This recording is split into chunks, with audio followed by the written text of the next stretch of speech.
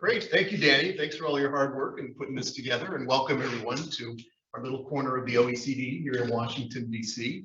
As Danny said, my name is Will Davis. I'm the head of the Washington Center, and we have a small but mighty team of 5 here that handles public affairs and serves as a resource for the Washington policymaking community for access to the work of the OECD. So we're very glad to host this event. Especially glad since this is the first U.S. environmental performance review in, I think, 18 years. So this is a wonderful example of the collaboration and hopefully the value that the work of the OECD can bring to member states like the United States. I'd like to say particularly a big welcome to our distinguished colleagues from the U.S. executive branch. We're joined today by Jane Nishida, the Assistant Administrator at EPA for their International and Tribal Affairs, and John Thompson, the Acting Deputy Assistant Secretary for Environment in the Department of State's Bureau of Ocean Environmental and Scientific Affairs, and Jonathan Black, Senior Director for Chemical Safety and Plastic Pollution at White House's Council of Environmental Quality. And we're always happy to have our colleagues from Paris in town. You are our greatest resource and our greatest asset, so we try to run you ragged whenever you're here in town, taking you around to meet people up on the Hill and throughout the extended Washington policymaking community. Obviously, Joe Tyndall, our Director of our Environmental Affairs, Nathalie Giroux. So I've got a difference, Giroux or Giroux? Giroux. Giroux. So whenever you get 3 vowels next to each other, Americans just get totally stopped. Giroux.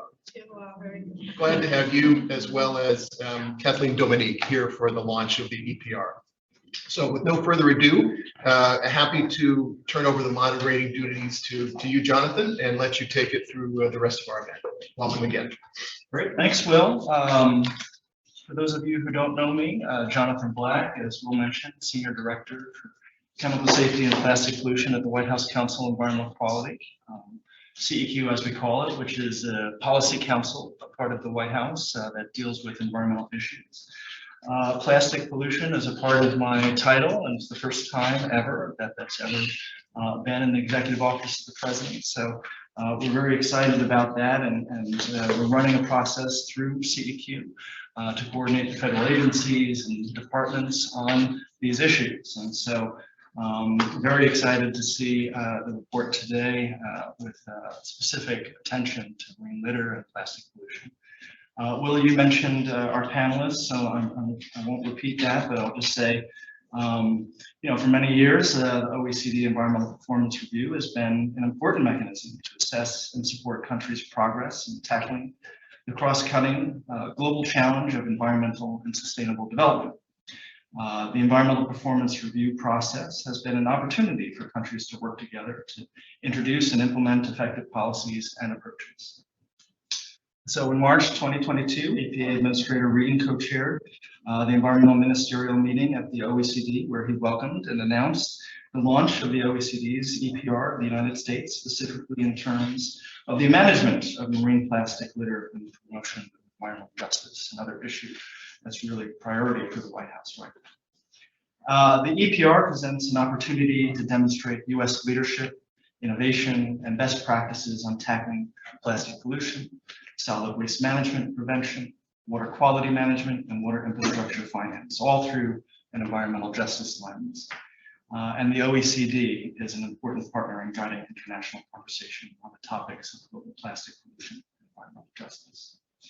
So I'm told the last EPR conducted by OECD was over 15 years ago. I did the math, 2008. Let's think about what we were all doing back then and who was in charge and what has happened. So, as you can all imagine, a lot has transpired within the realm of U.S. environmental policy since that time, and especially over the last 4 years. I joined the administration at the start on day 1, working in the Legislative Affairs Office, and was very excited to work with the administration on significant legislative achievements, the Bipartisan Infrastructure Law, the Inflation Reduction Act, 2 signature achievements of the administration. So the Inflation Reduction Act represents the single largest investment in fighting climate change in U.S. history, with $370 billion to tackle the climate crisis, advance environmental justice, and put the United States on a pathway to achieve our climate goals. The law puts the United States on track to meet its nationally determined contribution of reducing emissions by 50 to 52% in 2030 from a 2005 baseline and achieve a net zero emissions by 2050. As a part of the EPR's focus on marine litter and plastic pollution, we find ourselves also confronting the challenge of addressing the insurmountable issue of plastic pollution, seemingly insurmountable. I think we can do it. The US is working on the development and implementation of policies to address these issues. And as the report mentions, has made progress in developing a legislative framework to address marine litter. Of course, our issues are still a work in progress and we strive for improvement. So without further ado, I think we're going to start with Joe and the presentation and then move to Jane and John. Great. Well, thank you very much, Jonathan. Thank you, Will, for your opening remarks. Assistant Administrator Nishida, ladies and gentlemen, both here in the room and who might be following us. It's a real pleasure to be here in Washington today to join you in launching the Environmental Performance Review by the OECD of the United States. Just as a way of a bit of context, it's important to remind that environmental performance reviews, EPRs, provide an evidence-based assessment of countries' progress towards their environmental objectives. Covering OECD members, but also selected non-member countries, they promote peer learning, document best practices, and provide recommendations to help countries to further progress towards their goals. So they are meant to be a supportive and hopefully good complementary tool. As both Will and Jonathan have already said, this is the third environmental performance review of the United States. It's the first one by our reckoning for nearly 20 years. So the last one was completed in 2005. So that is at least put in my notes so we can check out. Now, in addition, as you've noted, to the core chapter on green growth, this EPR includes a multi-country assessment of marine litter. It's focused on the US, but it draws on the experience of Japan and Indonesia, who were peer reviewers and brought their expertise and knowledge to this in-depth chapter. I really want to begin by thanking you and your colleagues from the EPA, as well as colleagues from other key federal, state and local authorities for the really great support and cooperation you've provided throughout this review process. It's not a short one, and there's been a lot of toing and froing.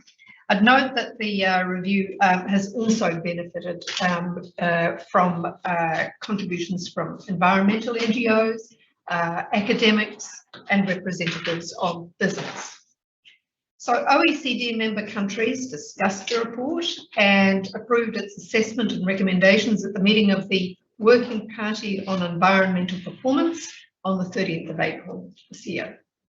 In total, the EPR gives 30 recommendations to support US efforts towards greener growth and addressing the marine litter challenge.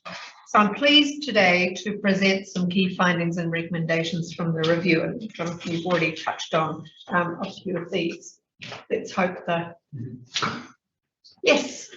Over the past decade, the US has made really good progress in reducing some environmental pressures while maintaining one of the highest GDPs per capita in the world. So that's decoupling environmental efforts from economic growth.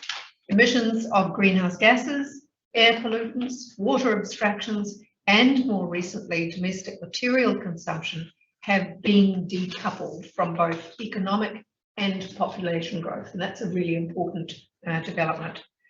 However, there are a couple of less positive points to register though.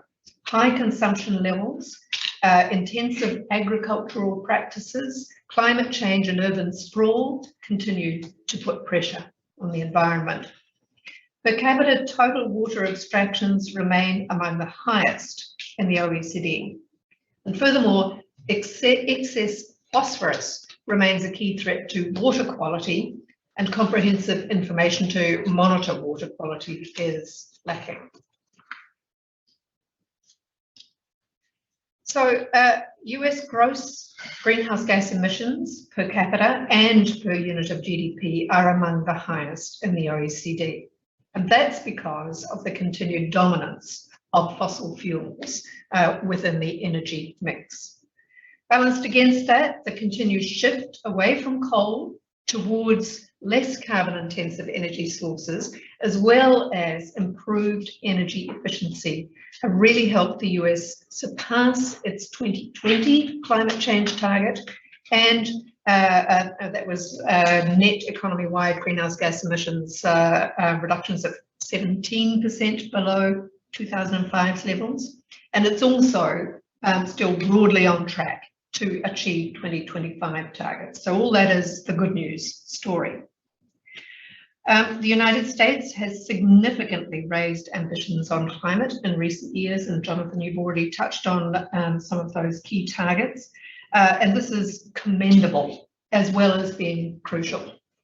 The US is, a major economy and therefore a significant greenhouse gas emitter, must be at the forefront of climate action globally for it to reach our collective goals. It is a significant player. And again, as you touched on, a major milestone was the passage last year of that landmark legislation, the Inflation Reduction Act, which provides at least $369 billion US dollars for investment aimed at addressing climate change and enhancing energy security. It should therefore play a really significant role in promoting clean energy and reducing greenhouse gas emissions. Additional action will be required, though, to reach that ambitious 2030 target of a 50 to 52% cut in emissions compared to 2005 levels, and from there to reach net zero by 2050. Expected emissions reductions are also contingent on the capacity of the public and private sector to really rapidly scale up investments. Now, US exposure to climate risks is unequal, and we recognise, of course, that the country is very, very big, and vulnerability is growing. The wildfires in California and more recently in Canada have exposed major US cities to historically poor levels of air quality, and unfortunately are a grim reminder of the severity of these climate risks. The NOAA, National Oceanic and Atmospheric Administration, their data document the rising trend of so-called billion-dollar weather and climate disasters. That means where the overall economic costs reach or exceed $1 billion per event. There have been 341 such events between 1980 and 2023, so that's 43 years in total. But more than half of those have occurred in the last 13 years, i.e. since 2010. The related economic costs of these events have totaled $1.371 trillion since 2010, with the South, Central and Southeast regions bearing the greatest burden. The EPA's Climate Adaptation Plan, updated in May 2021, will really help to increase the scale and scope of adaptation. Implementation of actions to adapt to climate change have increased, but they're not yet commonplace across the country. Overall, progress in planning and delivering adaptation is not keeping up with the increasing risks, and no monitoring is in place to track progress. So chronic underinvestment has contributed to the accelerated aging of infrastructure, and this has generated a multitude of socio-economic impacts, ranging from public health to environmental pressures to economic challenges. So that's our first link into the environmental justice issue. And we recognise that the Infrastructure Investment and Jobs Act, the IIJA, passed in 2021, allocates the largest and most comprehensive funding for infrastructure in recent US history, providing $1.2 trillion. Alongside the IRA, this wave of massive investment over the next 10 years is expected to intensify competition in supply chains and in the labour market. It's also important to note that after IIJA capital investments have been made, reliable funding capacity is needed at a local level to operate and continue to maintain the infrastructure over the expected lifetime. There are, however, shortcomings to infrastructure governance in the United States, and there I just highlight a lack of a long-term strategic vision and the need to ensure efficient and effective procurement practices. To overcome capacity challenges, the EPR recommends pursuing efforts to provide coordinated technical assistance to support state and local entities, as well as tribes, so they can access funding readily and ensure adequate operation and maintenance of those infrastructures once the capital investments have been made. The report also recommends that the US should work to establish a dedicated coordination body to promote cross-sectoral and interstate advice on infrastructure priorities as well as best practices. Recent developments, like the establishment of the Interagency Federal Infrastructure Implementation Task Force, that's a bit of a mouthful, are a positive step in this direction, and they could be continued once the IIJA implementation is complete. Meanwhile, we note that the lengthy permitting process is a major factor behind the time period required to implement certain infrastructure projects. The EPR therefore recommends the US should pursue further reform of the infrastructure permitting processes to make them more efficient without compromising quality, especially for the interjurisdictional transmission projects, so they can meet time-bound climate, environmental and social goals, or by leveraging IIJA and IRA funding. So environmentally related taxes accounted for 0.7% of GDP in 2020 in the United States, and that's the lowest in the G7 countries and lower than the OECD average of 1.4%. Although only a third of GHG emissions are subject to a carbon price, the US has considerable experience with a variety of tax incentives to mobilise private capital for investment in renewable energy. And this has really helped to spur an expansion of renewable energy capacity and production since 2010. And that's reflected in this slide. The IRA modifies and extends tax credits to further mobilise investment in renewables, and it also provides funding to establish the Greenhouse Gas Reduction Fund grant program. And these, we recognise in the report, are all really welcome developments. The EPR recommends that the US should pursue further efforts to achieve national climate objectives, including by mainstreaming climate considerations into infrastructure projects. That means, for example, requiring environmental impact reviews and infrastructure project permitting to include an adequate estimate of the social cost of greenhouse gases, and the US, as well as mandating consideration of climate resilience in planning of all projects that are funded by the federal government to reduce climate vulnerabilities.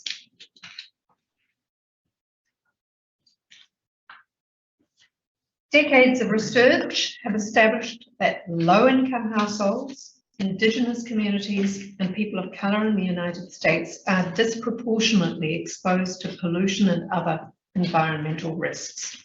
The EPR illustrates this challenge with a series of maps, one of which we've got here, to show the uneven distribution of potential exposure to key pollutants. Here we see the distribution of potential exposure to ozone and respiratory hazards across the country. We really commend US efforts to accelerate action on environmental justice. Key developments include the whole of government Justice 40 initiative to steer 40% of the benefits of relevant federal programs towards disadvantaged communities, as well as the creation last year of the Office of Environmental Justice and External Civil Rights within the EPA. Ensuring that benefits are targeted to the most overburdened and disadvantaged communities is critical to achieving environmental justice goals. But of course, there are multiple challenges inherent in identifying and defining such communities. EJ screening and mapping tools like the EPA's EJ's screen and the Climate and Economic Justice screening tool developed by the White House Council on Environmental Quality are powerful mechanisms to help identify areas for further action. The EPA makes several recommendations to support US efforts on EJ, notably to first develop and implement robust accountability mechanisms for EJ that are commensurate with the ambitions that have been expressed, including setting quantitative time-bound targets focusing on improving EJ outcomes. Secondly, to enhance transparency on progress through periodic public reporting, including tracking of the allocation of funding. Third recommendation is about improving the consistency of national and state level EJ tools by standardising methodologies and definitions of indicators. And we also recommend continuing to fill data gaps and develop indicators that reflect cumulative exposure to environmental risks and social vulnerability. And finally, to support development of these tools at the state and tribal level and ensure the meaningful engagement of these stakeholders in decisions. Now, turning now to the special focus on plastics and marine pollution. Marine litter is comprised mainly of plastic, and it is a pressing global issue. So it was, I think, a really good choice for the US to nominate this as a special focus chapter for the EPR. The negotiations are underway with a negotiating session for a legally binding global treaty to end plastic pollution just a couple of weeks ago in Paris. These negotiations attest to the scale of the problem, but also government's commitment to try and address it. In the US, plastic use doubled between 1990 and 2019. The growth in plastic production, use and waste has led to increasing volumes being mismanaged and leaking into the environment. And this can result in marine litter, leading to contamination of freshwater and marine systems, endangering biodiversity and creating other serious consequences for both society and the environment. The United States is the top generator of plastic waste globally, whether that's measured by total volume or on a per capita basis. US sources of plastic waste leakage into the environment do include mismanagement of waste domestically, as well as by trading partners. We found that US plastic recycling rates are low, lagging behind other countries. The US The OECD estimates that only 4% of total plastic waste was recycled in the United States in 2019, and that's much lower than either the rate of 14% in the European Union or the rate of 8% for non-OECD countries. US recycling is heterogeneous and complex, and secondary plastic is generally not cost competitive with primary plastic. The EPA's national recycling strategy is another positive step forward, with a goal to more than double the national recycling rate of municipal solid waste to 50% by 2030. And achieving higher rates of plastic recycling will require new policy instruments to improve the economic incentives for recycling. The United States exports a significant, though a declining, amount of plastic waste. The volume of global trade in plastic waste increased significantly between 1993 and 2016, with imports rising by 723% and exports rising by 817%. Trade therefore became a significant feature of plastic waste flows from the United States. But due to bans and policy changes in importing countries, the volumes of plastic waste traded have sharply declined since 2016. And US volumes declined or decreased by over half, reflected in the graph there. Despite this trend, significant leakage into the environment through exports of plastic waste likely continues, and this highlights the need to strengthen controls over US plastic exports. The US has made important strides in addressing this marine litter, most notably through research and legislation. Initiatives like the EPA Trash Free Waters Program and NOAA's Marine Debris Monitoring and Assessment Project have advanced efforts to measure the scale of the problem. Despite these advances, though, there is no comprehensive national monitoring system. Marine litter data sets aren't yet well integrated, and there is no way to track the effectiveness of policy responses.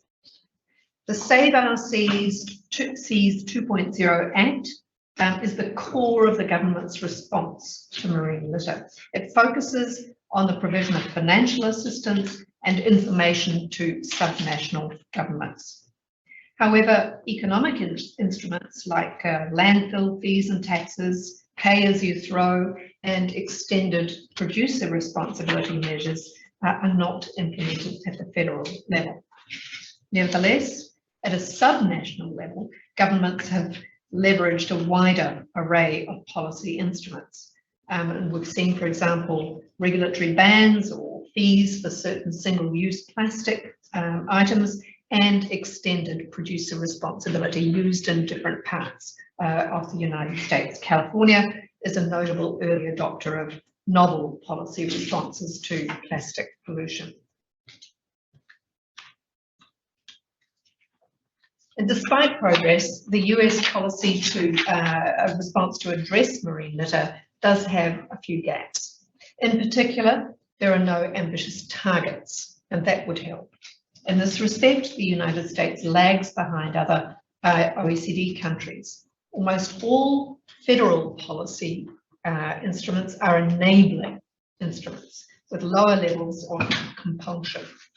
And most of them are focused on macro plastic leakage from mismanaged waste or litter. Furthermore, environmental justice is not yet systematically considered in the context of marine litter. So, getting to the end,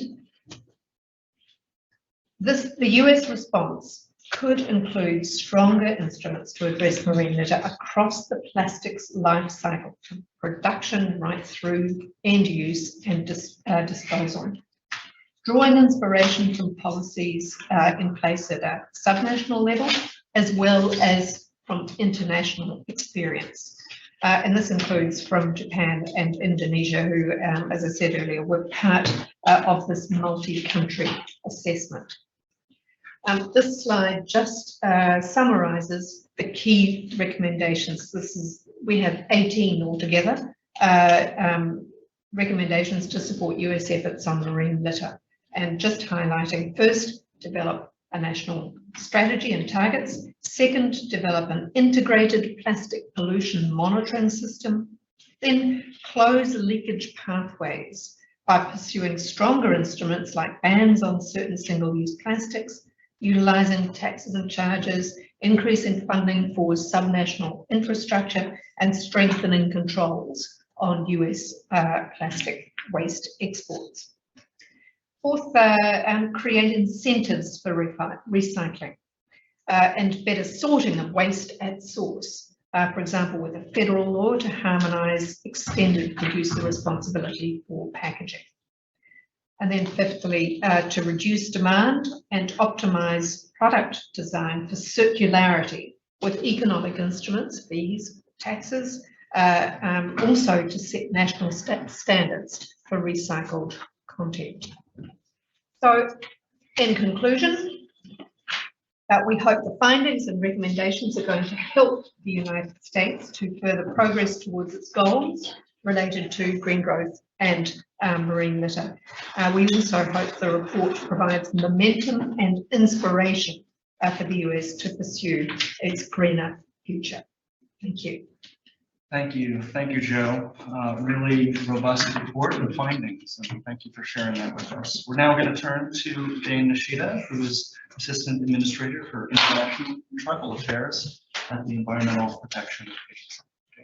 Thank you, Jonathan. And first, I want to thank you, Will, for hosting us here at OECD's Washington headquarters for the launch of the OECD EPR of the United States. And I want to especially thank Joe and your team, Natalie, and everyone else for such a comprehensive review, not only of the overview of our green growth progress and activities, but as well the deeper dive into the marine litter thematic for this year's OECD EPR, as well as the focus in terms of environmental justice.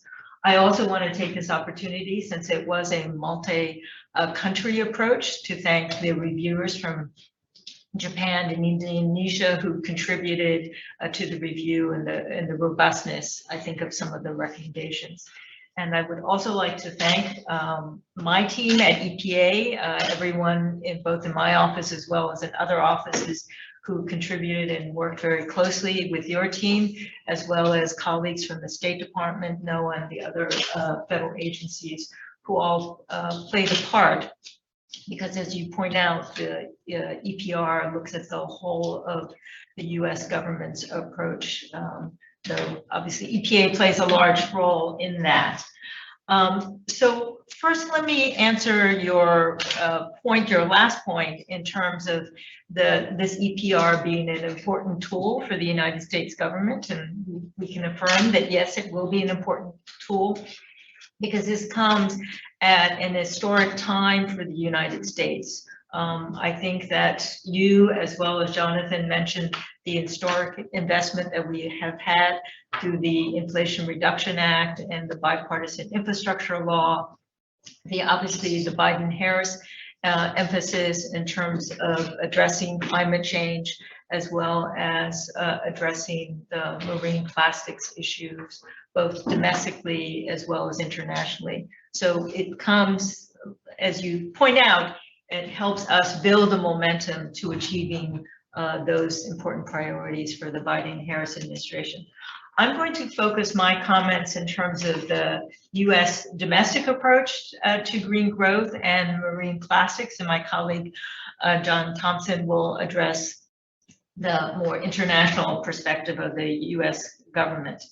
As was mentioned by both you and Jonathan, the bipartisan infrastructure law, as well as the Inflation Reduction Act, and you also mentioned the greenhouse gas reduction funds, are historic pieces of legislation that enables us in the US government, so often we have historic policy pieces of the legislation, but we're not able to implement them because we don't have the financial resources to achieve our goals. But this is why it's particularly historic in US history, because we now have the financial resources to be able to achieve these goals. And we also believe that it is going to be long lasting, going beyond this administration, because we are investing in communities, particularly communities who are underserved and who represent for us environmental justice communities.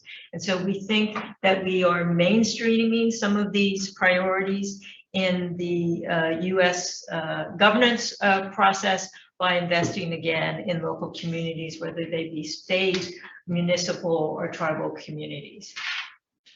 Again, thank you for the recommendations that you have highlighted today. We appreciate OEC's recommendations, both in terms of some of the policy recommendations that you have made with regards to green growth, as well as obviously the recommendations you have made in terms of marine litter, and in particular, taking into consideration environmental justice. As you pointed out, Joe, last September, the US EPA launched a new office within EPA called the Office for Environmental Justice and External Civil Rights.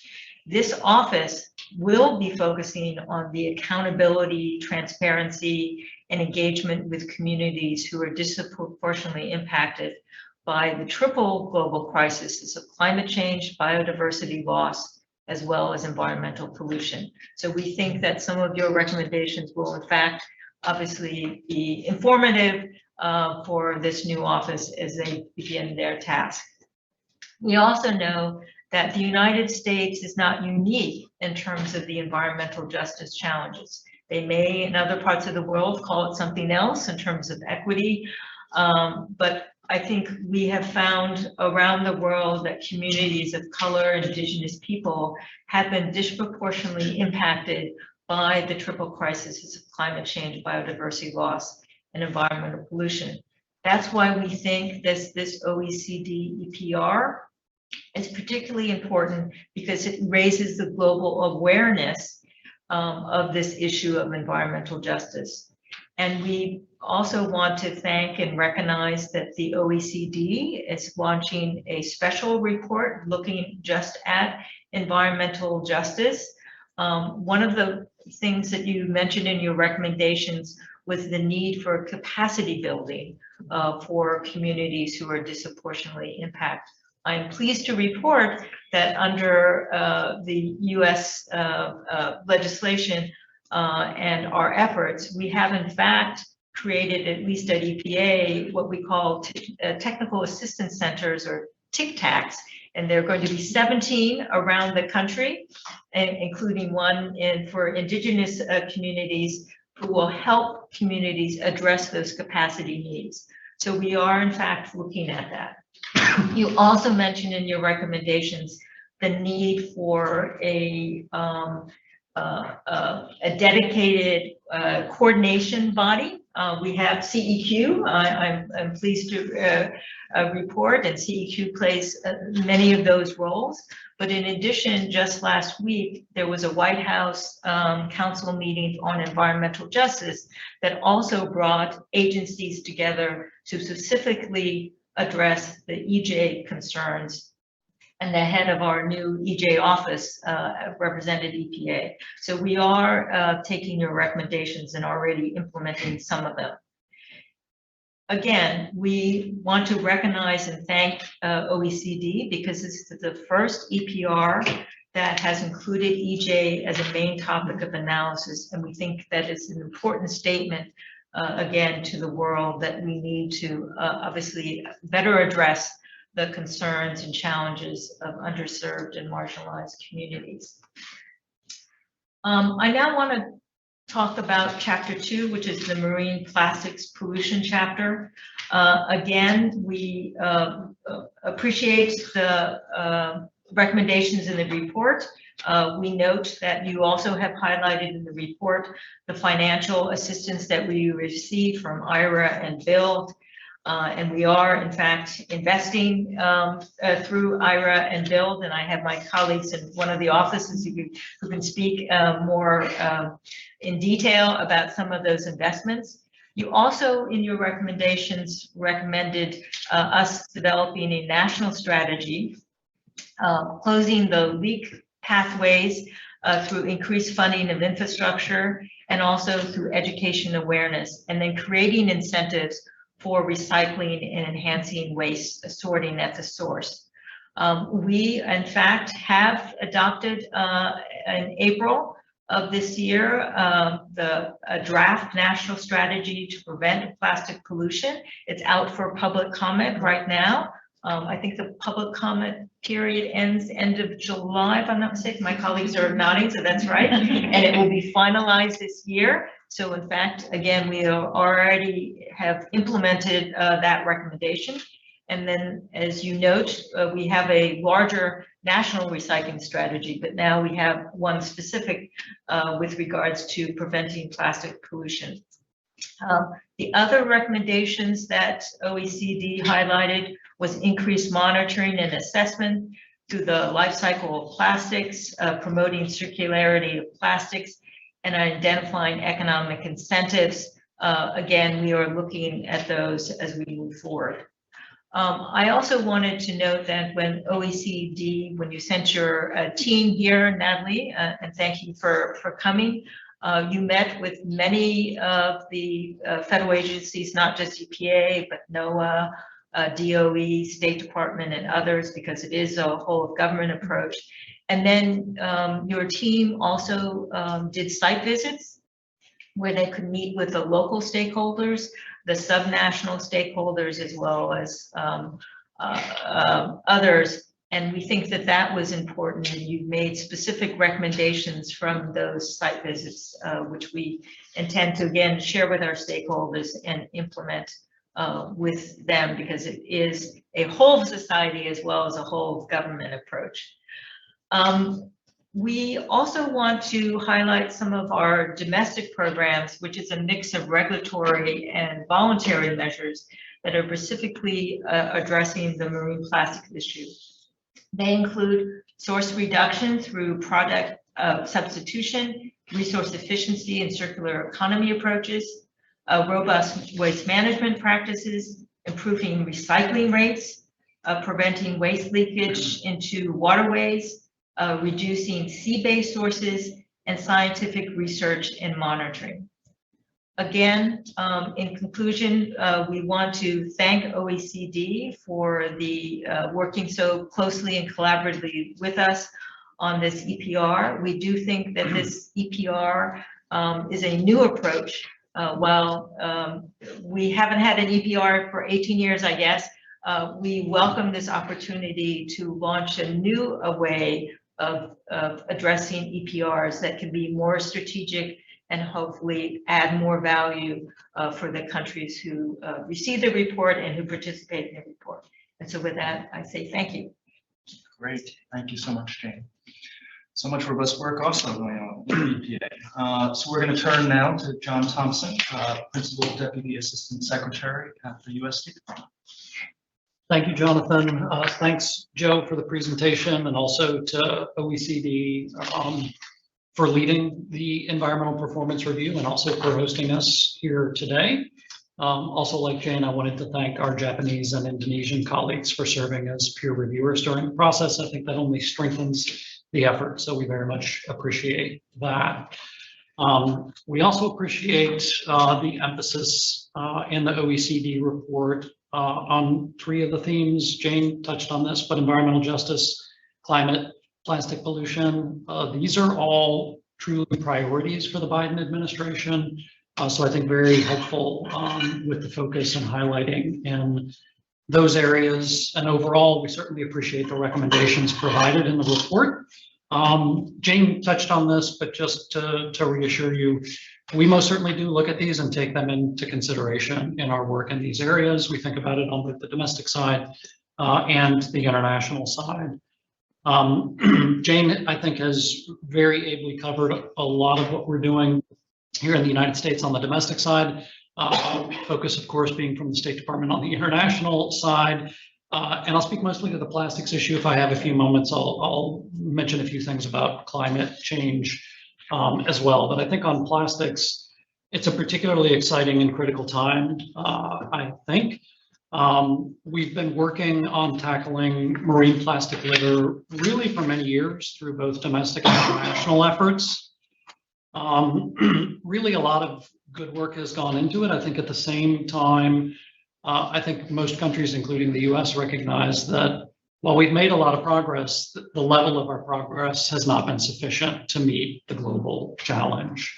And so I think that's really a call for action to us as the global community.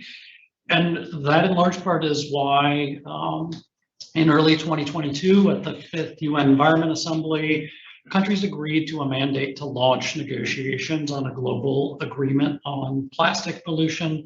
We have what I think is a very ambitious timeline to complete those 5 negotiating sessions, which will conclude at the end of 2024.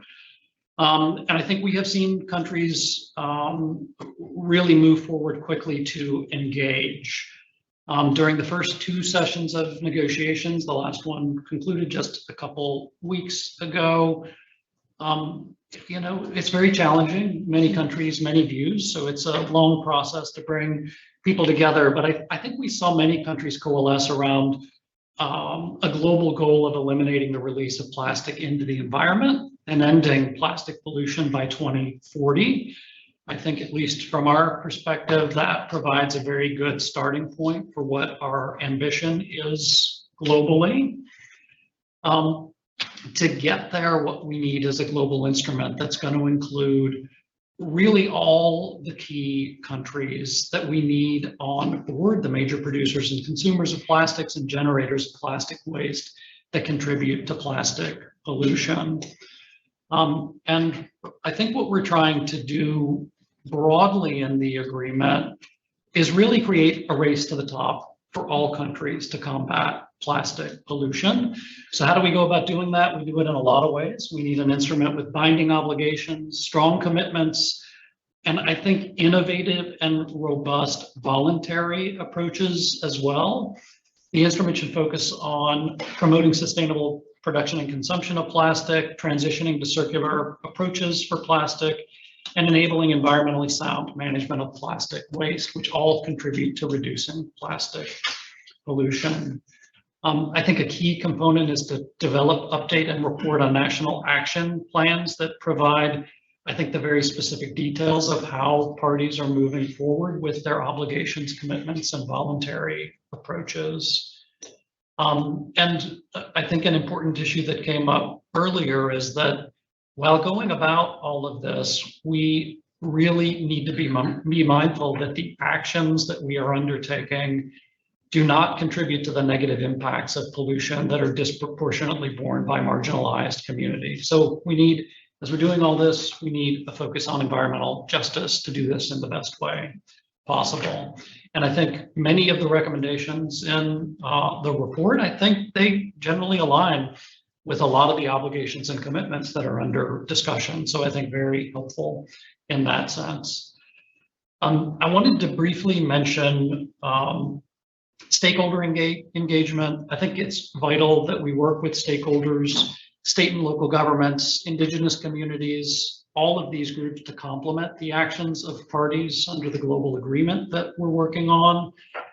The United States has been a big supporter of this in the UNIA mandate. In fact, we proposed and had to convince a few other countries to include as part of that mandate that we would work on a multi-stakeholder action agenda. And we're still in the process of defining exactly what that is. But the idea is to elevate this idea of stakeholder action as a solution to the problem. And on the margins of the last negotiating session, the United States, along with Samoa, launched what we call a Friends of the Action Agenda to try to further elaborate on exactly how we would go about that, to try to help elevate stakeholder voices and drive the conversation around ways that all these types of stakeholders can contribute to solutions. I think this is really, it's an all hands on deck kind of problem.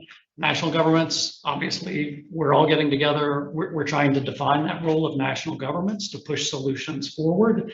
At the same time, I think it's about empowering and bringing these other actors into play. We're going to need all of them to actually solve this problem and achieve that ambition of trying to stop the release of plastics into the environment by 2040. Can't just be national governments.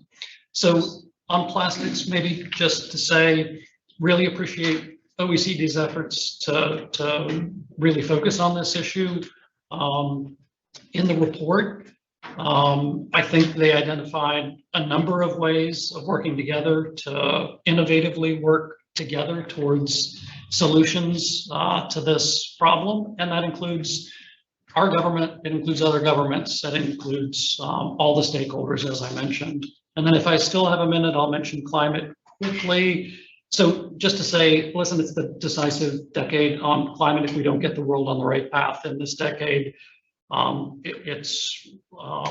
we are in deep trouble.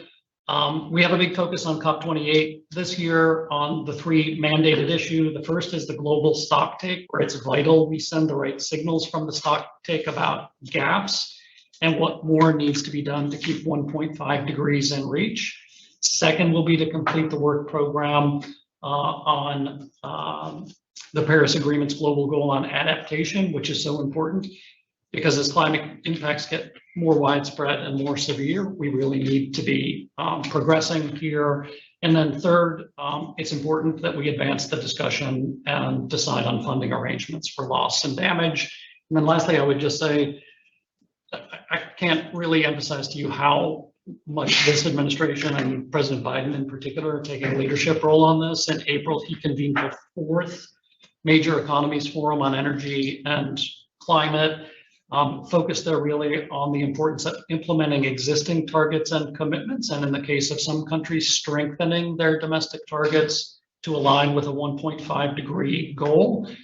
And I think the main point of that, what our focus is trying to get countries to focus on clear and pragmatic efforts to make progress. And so we invited a number of countries to join us in several very concrete efforts to protect the Amazon and critical forests, speed the EV transition, cut methane emissions, advance carbon capture and removal, and fully leverage the financial capacity of MDBs. And I would just say, that's really everything. I would say it's an incredibly exciting time in the United States. The administration really is doing amazing things. We have tax incentives. We have massive and meaningful tax incentives and for clean power, electric vehicles, incredible work that EPA is doing as well, the Clean Power Rule and EV rule. These are incredibly ambitious. Our goals need to be ambitious on climate, but there's a huge amount going on to get us on a trajectory to try to get there. So very excited to be a part of that and to be here. Thank you.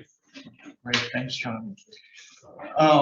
We are coming up on our time here, so I'm going to turn to Natalie in just a second because some of our panelists have hard stops. So I just wanted to sort of reflect very quickly. You know, it was great to hear all the recommendations. Jane, it was also great to hear that, you know, we're already acting on some of the recommendations. It's always great to, you know, be ahead of the curve. But very, very quickly, I mean, Joe or anybody, were there some of the recommendations that really would make a difference, that would be easy to kind of, you know, set our sights on, or maybe across the OECD that would really change things, something that stood out or otherwise that we're not already sort of jumping on? Off the top of my head, but Kathleen or Natalie might want to add. I mean, I think one thing is we're very conscious of the fact that, as we've said, there is a massive amount of funding there and a need to rapidly scale up investments and to make sure they're aligned with the, you know, meeting the challenges of the triple planetary crisis. So trying to get a lot of money out the door really quickly means that, you know, from my sort of takeout of the report, really important to make sure you've got the kind of support mechanisms there in place to get value for money and make sure the investments are worthwhile, long-lived and delivering, so that you can kind of check on progress. John, you mentioned the importance of transparency and monitoring in terms of climate change and the plastics negotiation. I think domestically that's an important role too. Thanks, Joe. And then I would say, just to follow on Joe's point with regards to specifically the recommendation that OECD made in terms of developing a national strategy when it comes to marine plastics. As I noted, the good news is EPA is already working on that, but I think some of the elements in that strategy, which when you talked about monitoring, accountability, we can certainly make sure that that is incorporated so that we do have that long-term sustainability of that strategy. Thanks both. I'm going to turn to you now, Natalie, for some concluding remarks. Okay, thank you so much. I will be brief because for the sake of time, I see we only have 2 minutes left. So let me first commend the US for this excellent launch today and for the discussion we had on the environmental challenges that are facing the US, but also where we have highlighted important achievements.